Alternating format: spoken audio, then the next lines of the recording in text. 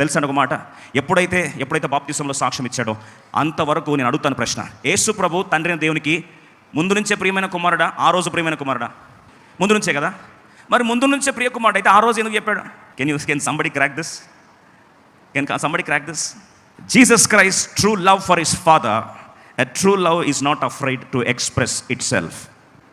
I repeat this line, true love, genuine love will never be scared to express itself. Bible ఒక మాట రాస్తుంది, ప్రేమ ఎంత powerful అంటే ప్రేమను ఒక దాంతో పోల్చాడు, ప్రేమ మరణమంత బలమైనది. తెలుసా? అన్నిటికంటే పవర్ఫుల్ ఏదో ప్రేమ. నేను చెప్పేది ఆ ప్రేమల గురించి మాట్లాడలేదు.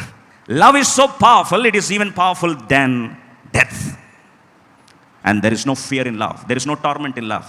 If you truly love God, ప్రభు నన్ను నిజంగా నన్ను ప్రేమిస్తే, అందుకొరకే ధర్మశాస్త్ర సారాంశం ఒకటే, నీ పూర్ణ మనసుతో, పూర్ణ హృదయంతో, పూర్ణ ఆత్మ దేవుడని యెహోవాను సేవ చెప్తారు. ఫస్ట్ ప్రేమ, పూర్ణ హృదయం దేవుని ఏం చేయాలి? ప్రేమించాలి. Love your God with all your heart, that's all. If you truly love God, there will be a genuine guts to express that love. ఎప్పుడైతే కుమారుడు ఆ ప్రేమను ఎక్స్ప్రెస్ చేస్తూ సాక్ష్యంతో నిలబడ్డాడో, తండ్రి ముందుకు వచ్చి ఏమంటాడో తెలుసా?